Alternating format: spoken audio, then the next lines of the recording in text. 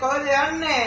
අනේ මේ මල්ලියේ මම මේ දලදාවත්තේ පන්සලට යන ගමන් දලදාවත්තට යන්නේ. අර දලදාවත්ත පන්සලේ අර මේ රවි මෞලි කලාපදනමේ බෙන්තර සම්ප්‍රදානුකූල කලෙලි මංගල්‍යයක් කරනවා. ඉතින් කොහෙද කීයටද තියෙන්නේ කවදයි?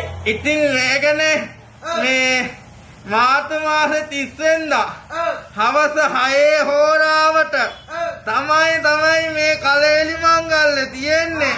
අපි දෙන්නයි ඒක බලන්න. ඉක්මන් කරලා ගාගත්තොත් හොඳයි නැත්තම් හරිම අමාරු වෙනවා.